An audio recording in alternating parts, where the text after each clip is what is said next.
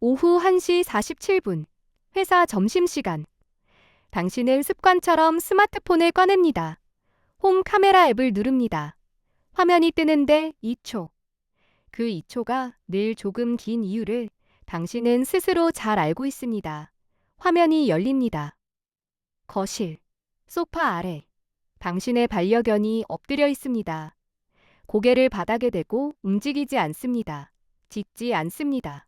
소파를 뜯지도 않았습니다. 현관 앞에 웅크려 있지도 않습니다. 조용합니다. 당신은 화면을 한 번 더 확인하고 아주 작게 안도합니다. 오늘도 괜찮네. 혹시 옆에 동료가 있다면 이렇게 말할지도 모릅니다. 요즘은 진짜 잘 기다려요. 예전에는 난리였거든요. 그리고 앱을 닫습니다. 그런데 잠깐 한 가지 여쭤볼게요. 그 화면을 다시 떠올려 보세요. 당신의 반려견 정말 기다리고 있었나요? 아니면 기다리는 것조차 포기한 걸까요? 대부분의 보호자는 반려견이 조용해지면 안심합니다. 당연합니다. 짖지 않고 부수지 않고 온 집안을 헤집지 않으니까요. 그게 바로 우리가 바라던 모습이니까요. 하지만 신경과학은 이 조용함에 대해 완전히 다른 이야기를 합니다. 가만히 있는 것과 편안한 것은 뇌의 언어로 보면 전혀 다른 상태입니다. 때로는 정반대이기까지 합니다. 오늘 이 이야기를 끝까지 들으시면 앞으로 그 홈 카메라 화면을 보는 눈이 완전히 달라질 겁니다. 우리는 조용함을 좋은 신호로 읽도록 훈련받아 왔습니다. 반려견을 처음 맞이했을 때를 떠올려 보세요. 외출만 하면 온 집안이 전쟁터였습니다. 현관 앞 슬리퍼는 반으로 찢겨 있고 쓰레기통은 뒤집혀 있고 옆집에서 짖는 소리가 들렸다는 연락이 오기도 했습니다. 그때 당신이 가장 간절히 원했던 건 딱 하나였을 겁니다. 제발 좀 조용히 기다려줘. 그리고 어느 날부터 정말 조용해졌습니다. 홈 카메라를 열어봐도 가만히 있습니다. 이웃에게서 연락도 안 옵니다. 집에 돌아오면 부서진 게 없습니다. 당신은 생각합니다. 드디어 적응했구나. 훈련이 효과가 있었구나. 혹시 여러분의 반려견도 이런 과정을 거친 적 있지 않나요? 충분히 그렇게 생각할 수 있습니다. 하지만 여기서 한 가지 질문이 생깁니다. 적응이란 정확히 뭘까요? 진짜 적응이라면 보호자가 나가도 괜찮다는 걸 학습한 겁니다. 이 사람은 나간다. 하지만 반드시 돌아온다. 이걸 반려견의 뇌가 이해한 상태. 그게 적응입니다. 이때 반려견의 몸에서는 아주 특징적인 일이 벌어집니다. 근육이 이완됩니다. 호흡이 느려집니다. 가끔 자세를 바꿉니다. 창밖을 구경하기도 하고 장난감을 물었다 놓기도 합니다. 무엇보다 보호자가 돌아왔을 때 반가워하되 과하지 않습니다. 꼬리를 흔들고 인사하고 금방 자기 일상으로 돌아갑니다. 그런데 이상한 겁니다. 적응한 반려견은 가만히 있기만 하지 않습니다. 오히려 소소하게 움직입니다. 물을 마시러 가고 햇볕이 드는 자리로 옮기고 코를 킁킁거리며 집안을 한 바퀴 돌기도 합니다. 진짜 편안한 존재는 자기 환경을 자유롭게 탐색합니다. 반면 당신이 카메라에서 본 그 모습은 어땠나요? 같은 자리, 같은 자세, 몇 시간째 미동도 없이 바닥에 턱을 대고 눈만 뜬 채 물도 마시지 않고 장난감에 관심도 없고 그저 멈춰 있었습니다. 이건 편안한 게 아닙니다. 이건 적응도 아닙니다. 행동학자들은 이 상태를 전혀 다른 이름으로 부릅니다. 그리고 그 이름이 의미하는 것을 알게 되면 아마 그 조용한 화면이 다시는 같은 화면으로 보이지 않을 겁니다. 1960년대 미국 펜실베이니아 대학에서 한 가지 실험이 진행되었습니다. 연구팀은 두 그룹을 나누었습니다. 한 그룹은 불쾌한 자극이 주어졌을 때 스스로 레버를 눌러서 그걸 멈출 수 있었습니다. 다른 그룹은 똑같은 자극을 받았지만 뭘 해도 멈출 수 없었습니다. 레버를 눌러도 움직여도 어떤 행동을 해도 아무것도 달라지지 않았습니다. 얼마 뒤 두 그룹 모두에게 새로운 상황이 주어졌습니다. 이번에는 낮은 칸막이 하나만 뛰어넘으면 자극을 피할 수 있는 아주 간단한 상황이었습니다. 첫 번째 그룹은 금방 뛰어넘었습니다. 하지만 두 번째 그룹, 아무리 해도 상황을 바꿀 수 없었던 그 그룹은 뛰어넘지 않았습니다. 칸막이가 낮은데도 넘기만 하면 되는데도 시도조차 하지 않았습니다. 그냥 엎드렸습니다. 가만히. 연구팀은 이 현상에 이름을 붙였습니다. 학습된 무기력. 포기한 게 아닙니다. 자기가 뭘 해도 달라지지 않는다고 믿게 된 겁니다. 그런데 여기서 정말 흥미로운 건 따로 있습니다. 30년 뒤 이 실험을 처음 설계한 연구자 중 한 명이 신경과학자로서 다시 이 문제를 들여다봤습니다. 이번에는 뇌 안에서 정확히 무슨 일이 벌어지는지를 추적한 겁니다. 미국 콜로라도 대학 연구팀이 밝혀낸 결과는 기존의 해석을 완전히 뒤집는 것이었습니다. 무기력은 학습된 게 아니었습니다. 뇌의 기본값이었습니다. 뇌 깊숙한 곳, 뇌간이라 불리는 가장 오래된 영역에 등 쪽 솔기핵이라는 신경세포 집합체가 있습니다. 쉽게 말하면 스트레스를 감지하는 아주 오래된 경보 시스템입니다. 이 경보 시스템은 위협이 감지되면 즉시 반응합니다. 심장을 빠르게 뛰게 하고 불안을 높이고 몸을 얼어붙게 만듭니다. 중요한 건 이 경보 시스템은 아주 단순하다는 겁니다. 위협이 통제 가능한지 불가능한지를 판단하지 못합니다. 그냥 위협이 오면 반응합니다. 무조건. 그렇다면 내가 이 상황을 통제할 수 있어라는 판단은 어디서 올까요? 전두엽입니다. 뇌의 가장 앞쪽, 가장 나중에 진화한 영역. 이 전두엽이 경보 시스템에게 말을 겁니다. 괜찮아. 우리가 이 상황을 통제하고 있어. 진정해. 여기까지 들으시면 감이 오실 겁니다. 당신이 외출합니다. 반려견 혼자 남겨집니다. 뇌간의 경보 시스템이 즉시 울립니다. 불안, 공포, 스트레스 호르몬이 쏟아집니다. 이때 전두엽이 개입할 수 있으려면 한 가지 경험이 필요합니다.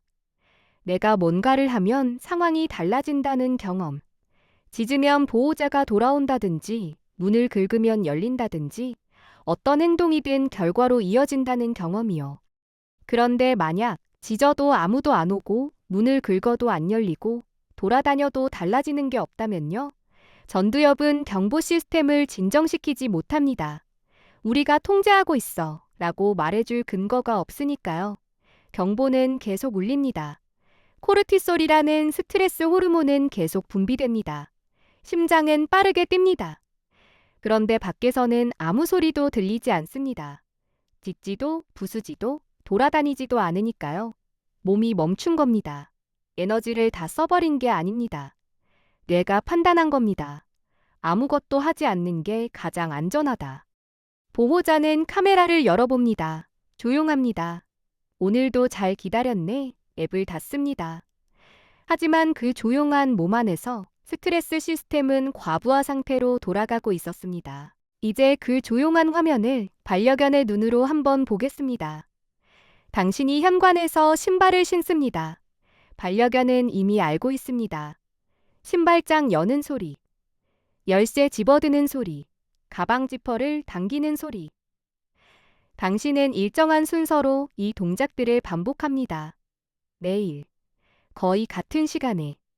당신은 의식하지 못하지만 반려견의 뇌는 이 순서를 정확히 기억하고 있습니다.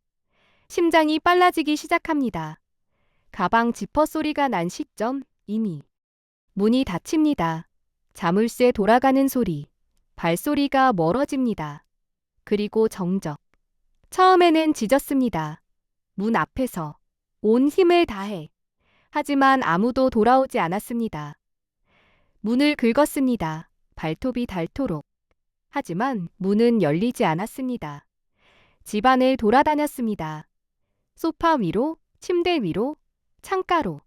하지만 달라지는 건 아무것도 없었습니다. 이 과정이 하루, 이틀, 일주일, 한 달 반복됩니다. 어느 날부터 짖지 않게 됩니다. 문을 긁지도 않습니다. 소파에서 바닥으로 내려와 엎드립니다. 턱을 바닥에 댑니다.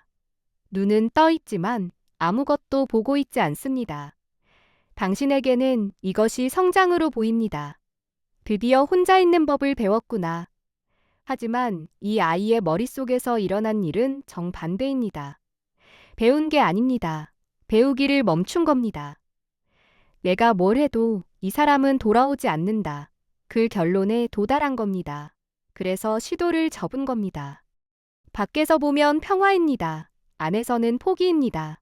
신경계 전문가들은 이 상태를 셧다운이라고 부릅니다. 전문 용어로는 등 쪽 미주신경 붕괴라고도 합니다. 쉽게 말하면 도망칠 수도 없고 싸울 수도 없을 때 몸이 선택하는 마지막 생존 전략입니다. 야생에서 포식자에게 잡혔을 때 죽은 척하는 것과 같은 원리입니다. 심장 박동이 느려지고 근육에 힘이 빠지고 의식이 흐려집니다. 멈춘 것처럼 보이지만 몸 안의 스트레스 시스템은 여전히 최대치로 가동되고 있습니다. 겉은 고요한데 속은 폭풍인 상태. 이 상태를 가장 정확하게 설명해주는 비유가 있습니다. 인간으로 치면 번아웃입니다. 회사에서 매일 야근하고 주말에도 불려나가고 항의해도 바뀌는 게 없고 어느 날 갑자기 아무 감정도 안 느껴지는 그 상태.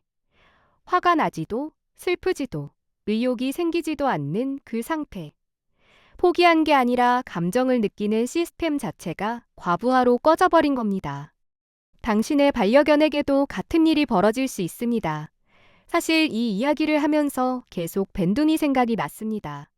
밴둥이가 처음 우리 집에 왔을 때 저는 감탄했거든요. 세상에 이렇게 얌전한 아이가 있나. 구석에 가만히 앉아 있었습니다. 짖지 않았습니다. 요구하지 않았습니다. 장난감을 갖다 줘도 쳐다보지 않았습니다. 밥만 조용히 먹고 다시 구석으로 갔습니다. 솔직히 저는 그게 좋았습니다. 편했으니까요. 그런데 삐주쯤 지났을 때 밴둥이가 처음으로 제 앞에서 기지개를 켰습니다. 아주 길게. 온몸을 쭉 펴면서. 그때 저는 뭔가 이상하다는 걸 느꼈습니다. 기지개를 켜는 게 이상한 게 아니라 2주 동안 한 번도 기지개를 켜지 않았다는 게 이상한 거였습니다. 진짜 편안한 존재는 기지개를 켭니다. 하품을 합니다. 몸을 부르르 떱니다. 자세를 바꿉니다. 이런 소소한 움직임들이 있어야 정상입니다. 그런 게 전혀 없이 그저 가만히 있었다는 건 편안한 게 아니었다는 뜻이었습니다. 밴둥이의 그 2주는 적응의 시간이 아니었습니다. 셧다운의 시간이었을지도 모릅니다. 그때 그걸 몰랐습니다. 지금은 압니다. 그리고 이 이야기를 지금 이 영상에서 하는 이유가 있습니다. 지금 이 순간에도 우리 아이는 착해졌어요 라고 안심하는 보호자가 분명히 있을 겁니다. 저도 그랬으니까요. 하지만 그 착함의 정체가 뭔지 한 번쯤은 다른 눈으로 볼 필요가 있습니다. 그러면 도대체 어떻게 구별할 수 있을까요? 진짜 편안한 것과 포기한 것. 겉모습이 비슷하니까 헷갈릴 수밖에 없습니다. 하지만 자세히 보면 분명한 차이가 있습니다. 먼저 몸을 보세요. 진짜 편안한 반려견은 자세가 느슨합니다. 옆으로 눕기도 하고 배를 보이기도 하고 다리를 쭉 뻗기도 합니다. 잠들었다가 일어나서 물을 마시러 가고 다른 자리로 옮겨서 다시 눕습니다. 핵심은 움직임이 있다는 겁니다. 소소하고 자연스러운 움직임. 환경을 자기 방식대로 탐색하고 편한 자리를 골라가며 시간을 보냅니다. 셧다운에 빠진 반려견은 다릅니다. 한자리에서 몇 시간을 움직이지 않습니다. 자세가 바뀌지 않습니다. 엎드린 채 턱을 바닥에 대고 있거나 웅크린 자세 그대로 굳어 있습니다. 이 자세에서 중요한 건 근육의 상태입니다. 편안하게 축 늘어진 게 아니라 미세하게 경직되어 있습니다. 몸이 무거워서 못 움직이는 게 아닙니다. 움직이지 않기로 결정된 겁니다. 뇌에 의해. 다음으로 눈을 보세요. 이건 생각보다 많은 걸 알려줍니다. 편안한 반려견의 눈은 부드럽습니다. 반쯤 감기기도 하고 주변을 느긋하게 둘러보기도 합니다. 소리가 나면 귀를 쫑긋하고 그쪽을 봅니다. 관심이 없으면 다시 눈을 감습니다. 환경과 상호작용하고 있다는 증거입니다. 셧다운 상태의 눈은 다릅니다. 떠 있지만 초점이 없습니다.